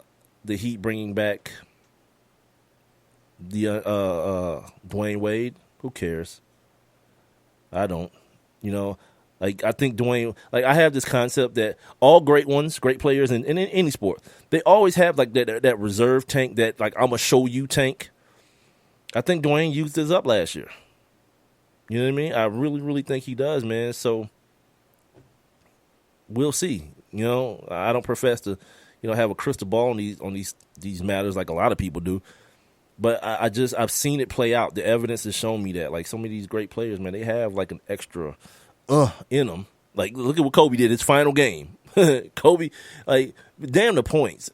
That many shots, man. I go shoot basketball by myself a couple times a week, just to kind of loosen up the limbs and get outside and, all that kind of stuff. And like, there's nobody there, so I got to run down my own rebounds and all that kind of stuff. But taking like maybe 100 and something shots, like it's kind of tiring. And of course, I'm not an NBA athlete, but you get my point.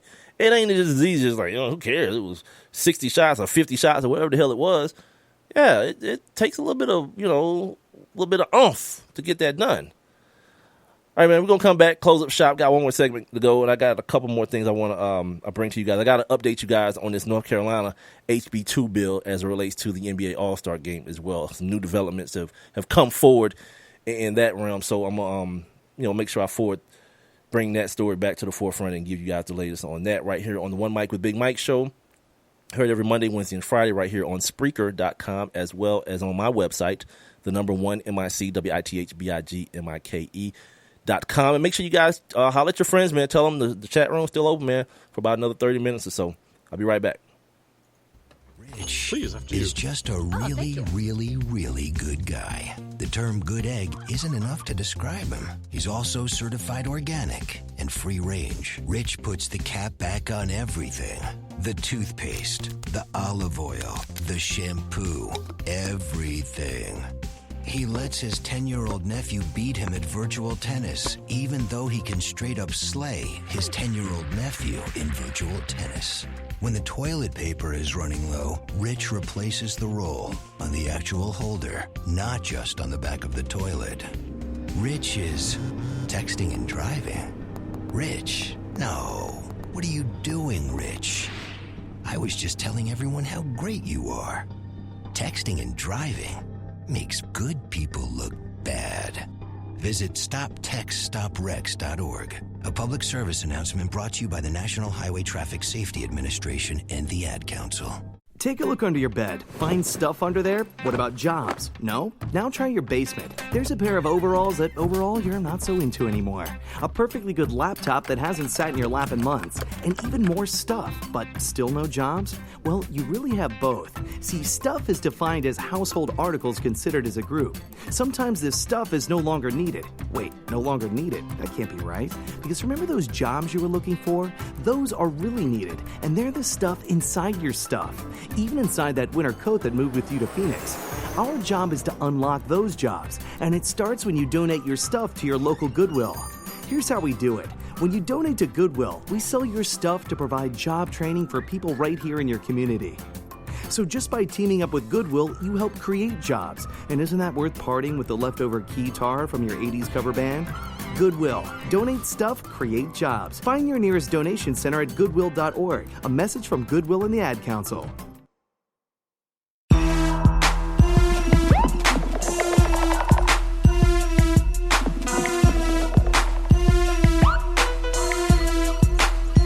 Welcome back to the One Mic with Big Mike show. Got one last segment to go, man. About 27 minutes left to go in today's show. Appreciate everybody for joining me. I'm glad. You know what? I put this song in here for a reason. I smoke, I drink. I'm supposed to stop, but I can't. Because of the holiday season, man. Y'all be careful out there, man. You know what I mean? I know everybody going to have their people in town. You're going to have your barbecue popping, your cookouts and all that kind of situation, man. But, be safe. If you got to drive after you've been drinking, man, have yourself a designated driver who, I think it goes without saying, who hasn't been drinking, not who hasn't been drinking as much, just who hasn't been drinking. Or, man, just, everybody got smartphones, whatever. Put that Uber app on your situation, man. And I think here in Atlanta, a lot of times during these type of holidays, man, a lot of the cab companies, man, they offer, like, free rides and all that kind of stuff. So there's actually no excuse, man. Like, leave wherever you at. If you somewhere, man, just leave the car there, man. Ain't no sense in you going out and endangering nobody else's life, man, for the sake of your car. And not your own life either. Like, I will say this, that my normal course of thinking is that however you choose to die is on you. If you want to die, in a flamey car wreck, knock yourself out. My thing is, like, don't take nobody else with you, man. Don't do that, So that's kind of I do this kind of like these type of holidays. I make sure I take the opportunity to. I don't know how many people listen to the show, but even if it's two, just to hear that. Just don't, man. You know what I mean? Understand your situation. Get yourself an Uber. If you see somebody that you care about in a bad situation and they trying to and they're trying to get in the car, don't feel bad about taking their keys away from them, because you'll feel a whole lot worse when you dress in all black, crying, and looking at them inside of a box. You understand? That's real. Or, the next case scenario that they end up in jail for some type of vehicular homicide or something. Anyway, it's One Mic with Big Mike Show. I'll be here for a few more minutes here. Talking about NBA free agency. I didn't think the show was going to go that long today, but then there's a Dwight Howard signing here in the ATL, man. Oh, that's going to be so interesting, man, because as much as in the last 2 years, I've really, really enjoyed watching the Hawks. I really can't say the same for the broadcast itself, listening to it. I've got my issues with the human highlight film. Let's just say it that way. But it's going to be very, very interesting to see how this whole dynamic works, man. You got Paul Millsap, Dwight Howard now, whoever the three is going to be, Dennis Schroeder. I guess Kyle Korver's coming back, you know what I mean, for his 90th year in the league. Look, I don't know, man. 2 years ago, I think that hope, like my guy Mark Cooper, he's in the chat room right now. He said the Hawks are plateaued. I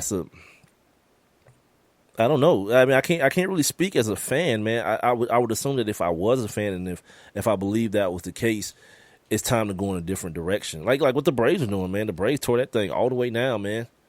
Other teams have given the blueprint. The Pirates and the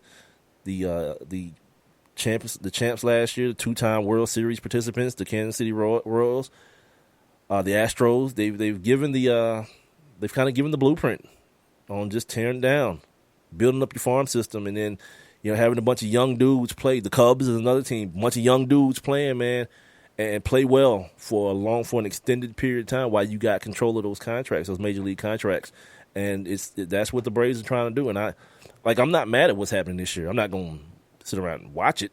I don't care, but I'm not mad at it.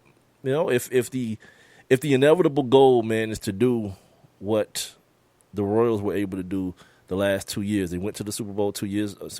They went to the World Series 2 years ago and went last year and actually won last year. And the city of Kansas City got to enjoy a parade, man, a championship parade, something that we ain't seen here in Atlanta in, I don't know how many years, was that 90-something, 91, 2? Been a while. You know what I mean? It's been a while. So if it's to be that for the Atlanta Hawks, the only question for Mr. Coonan and Coach Bud and the folks down there is do they feel like the fan base is going to be able to handle it? Like, and let's not get it twisted. Attendance in Atlanta sucks for the success of the team and what it's been for this team to be like 18th or 19th in home attendance the last couple years. Whatever. Like if I'm Mr. Coonan, I ain't thinking about y'all ass. I'm about to tear this joint down. For real.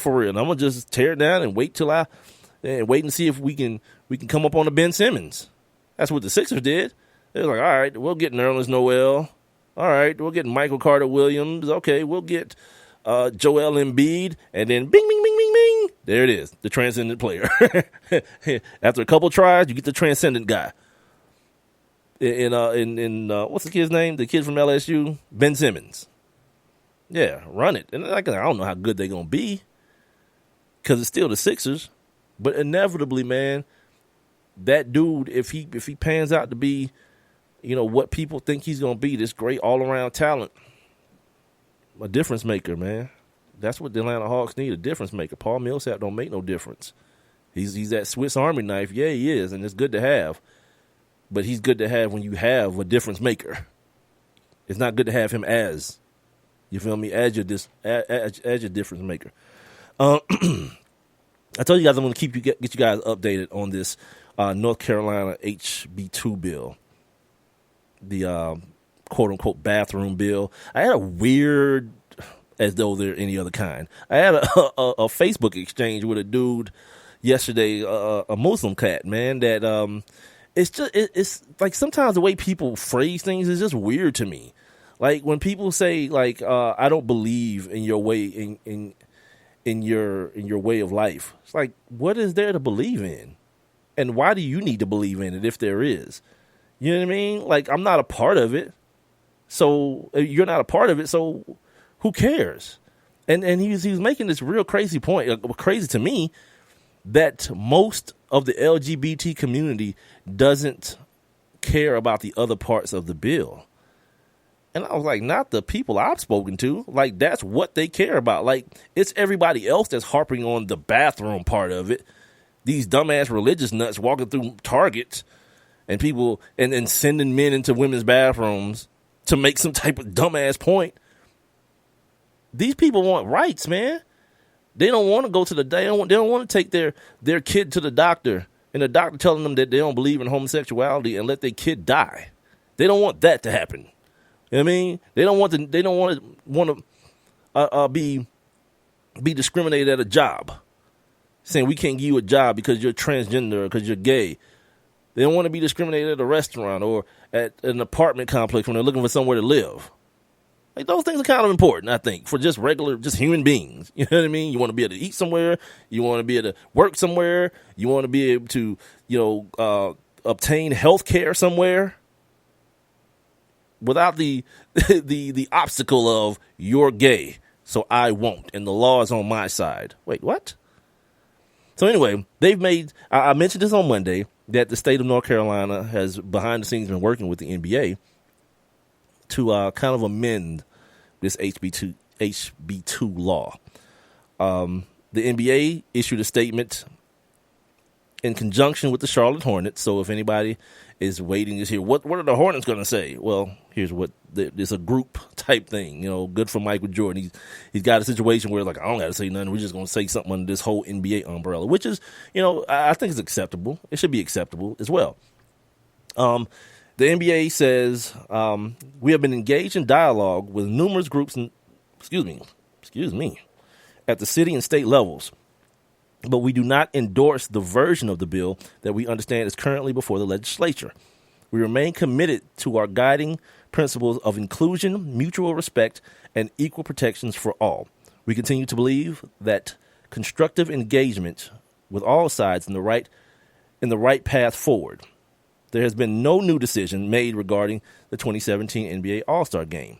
Okay, if you need me to kind of break that down to you, yeah, the NBA is basically saying you're not pulling the wool over our eyes. You're not going to make like two changes. And then this article, at the time of me saving this article, it doesn't say what the changes were, but the NBA is saying they're not enough, B. Whatever they are, they're not enough. So the changing of the venue for the All-Star Game in 2017 is still on the table. And like I said Monday, and I have been saying, Adam Silver has kind of put a soft deadline, well, publicly a soft deadline. He may have a hard deadline in mind, behind closed doors as to when. It's kind of like a drop dead date. Like if it don't happen by this day, we got to move on. It's got to move a whole venue. You got you got promotional stuff to do. Don't they have like little logos, like All-Star Game? They got all that kind of stuff they got to take care of. They can't wait till the last minute, obviously, to do it. So I'm going to assume there is some sort of drop dead date that, like, if it don't get done, we're going to move it down three hours south to the ATL. I don't know if that's where, but it makes sense to me. You know what I mean? Like, down here, they tried that crap, that anti-gay law, and people understood, like, yeah, we might not like gay people, but we do like money. That's pretty much what I took out of it. And when I talked to my dude, Wade Davis, he kind of confirmed that, yeah, it's a win, but not really. You know what I mean? Because no one's mindset changed. It's just like one thing took priority over the other, and that was money. Money took priority over your dumbass, stupid beliefs that people are different just because of who they choose to stick their wieners in, or I don't know, the other thing, whatever women do. I didn't really think that one through before it came out of my mouth, but you get what I'm saying. Whoever you lay down with.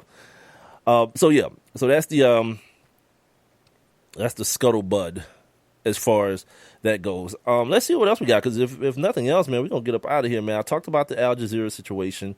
I talked about the situation within the NBA as far as the free agency goes, and this is what I'm waiting on too. I'm waiting to see if there's going to be some sort of swing in power, man. Like the East is what it is, you know what I mean?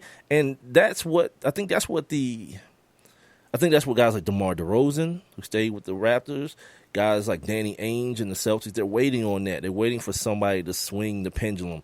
You know, maybe 4 years ago, that guy would have been Dwight Howard, to kind of swing the pendulum a little bit if he joined an East team, whether it be the Hawks or whomever. At the time, remember, when he opted back in, his thing was that he wanted to go to New Jersey, to Brooklyn.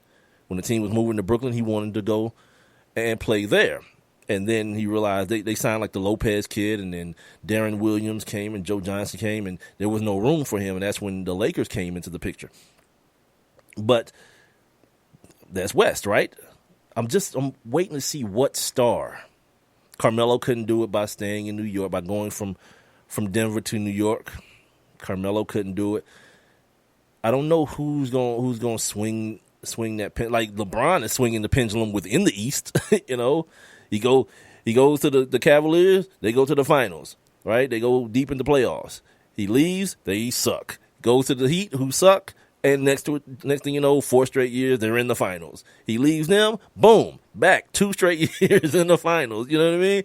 So he's swinging the pendulum on his own in the conference by itself, but no one's swinging and like evening things out in the East. Now, the East, the West is not like totally like top to bottom. The West is like what the SEC is. Like people think like Alabama and LSU represent the entire SEC, and they kind of like leave out Kentucky and Vanderbilt and schools like that, right?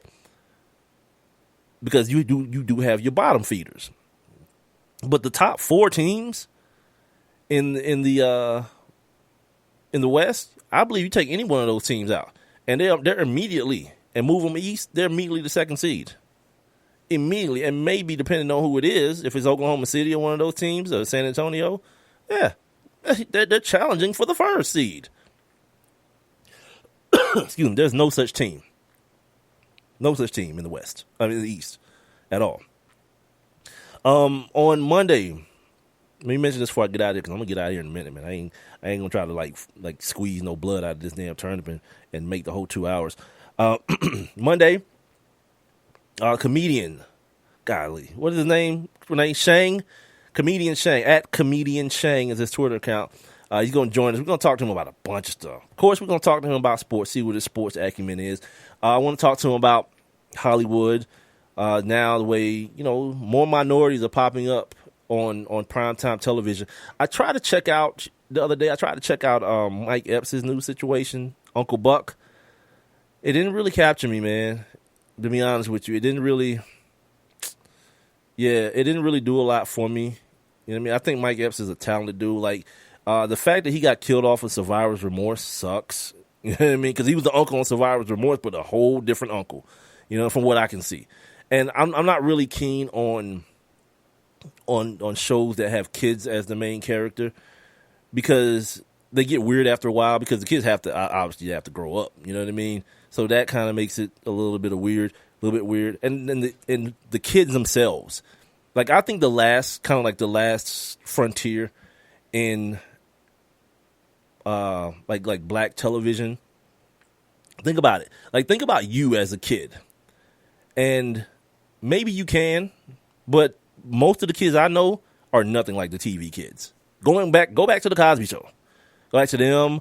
Probably the closest may have been the Bernie Mac Show. Maybe the closest. But then you got like Blackish now. What else do you have out now that people are watching? The Carmichael Show don't have kids on it. But most of the time, you know, the kids aren't like the kids we know, and I don't know that Hollywood knows how to write those kids. You know what I mean? Without maybe being offensive to people, which is a shame. Because if we talking about representing reality, you know, those kind of kids, those kids are real. I'm not talking about like, I'm not talking about the gangbanger, but I'm not talking about the private school yuppie black kid either. I mean, there is like an area in between those two extremes, and I don't think I don't think that's represented a lot of times. Like, it's usually like the nerdy black kid, and he's got all his cool white friends, and that's cool. But Renee brings up a point. Like, she's talking about the kids on Blackish. The little girl is the most awesome thing ever, dude. Like, that's why I'm glad Deon Cole is back on that show, because like there's this thing. If you never watched the show Blackish, there's this thing between the little girl, and Deon Cole that's just an awesome dynamic. It don't happen all the time, but like she is awesome, and the little dude is funny too. The little kid, I think his name is Jack on the show. He's funny too, but you can already tell they're starting to get older, man. And as they get older, like her character may play, like because they've given her this attitude where she's like this. I don't know, like the evil twin. They talk about her like not feeling things, or her heart being cold. So her character may play a little bit longer than the Jack character that's like all goofy, and because that'll make him the same as the older brother. They have two dudes, and you know how that goes. You remember what's the Urkel show called? Family Matters. There was a little girl on that show. Like what was her name? It was Cindy or something like that. Yeah, you came back one season, her ass was gone, and there was no explanation. Next thing you know, she's doing porn. Yeah, it happened like almost as quickly as I just said it. Yeah, it happened just like that. She was gone because there was no place for her character. She got to be about like 9 years old. It was like, all right, broad, bounce. We don't need you no more. We'll figure out a way to explain it or not. Speaking of TV watching, the other thing that I'm like, me and the old lady, man, and we probably gonna finish it up when I get done with the show. Orange is the New Black. Yeah, see, they going real deep. You know what I mean? They going real deep on that show, and it's almost kind of uncomfortable. Like, and I'm not really a person that gets uncomfortable, but some of the issues that they're attacking, like stuff like mental illness, the way mental illness is treated, like people. I don't know if many of you guys know this, man, that the prison system, especially for minorities, man, has become the mental institution.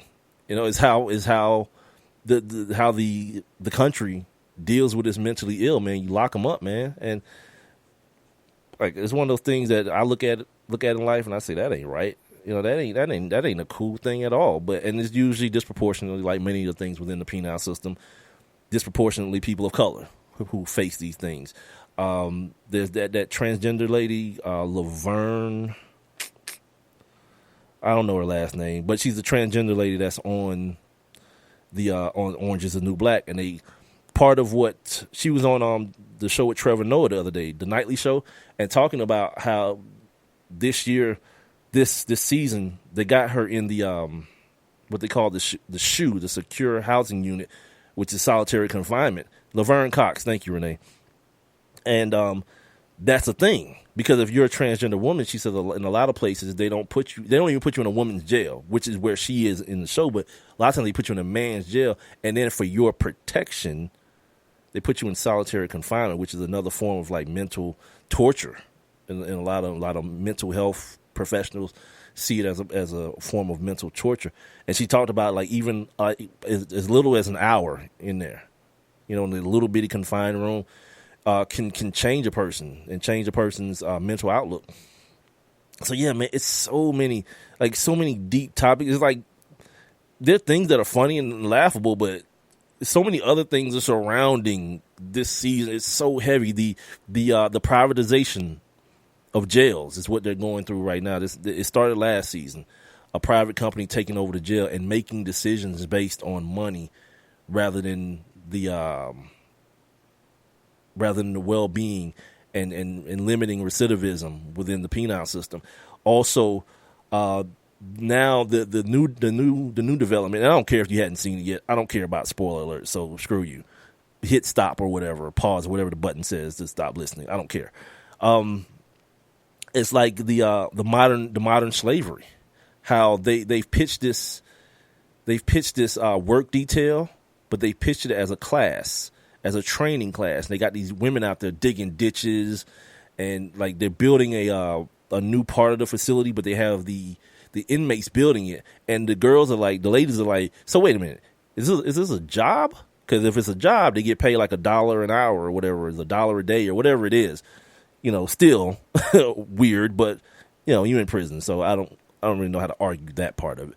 But the fact that there are paying jobs in prison, 11 cents or $1 or whatever it is, but they've masked this particular work detail as a class, as a training class, training you how to work in construction. So when you get out, you can get a construction job. Meanwhile, not paying them anything. So they're exploring that side of it as well. I know a lot of people don't take to the show because of what they think it is. I remember talking last year after the finals. We talked to Bone Crusher, rapper Bone Crusher on the Sports King show, and I asked him if he watched it, if he was a Netflix guy. He's like, yeah. I was like, you watched Orange Is the New Black? He's like, man, what is that lesbian stuff? And I was like, I was like, yeah, kind of, but not really. I mean, yeah, lesbian activity occurs. Oh, they also explore getting out of jail. Like last night. For me last night, the last episode we watched, one of the girls got out of jail, and you know, she's like, what I'm gonna do? You know what I mean? They give you $40 in a bus pass and be like, yeah, we'll see you in a couple months when you revert back to the thing that got you in here in the first place.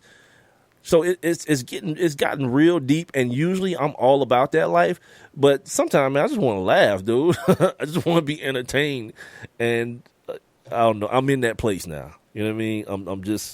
I'm there. Feel me? And as to give you guys an update on my new workout regimen, I talked about I was fearing for my life on yesterday.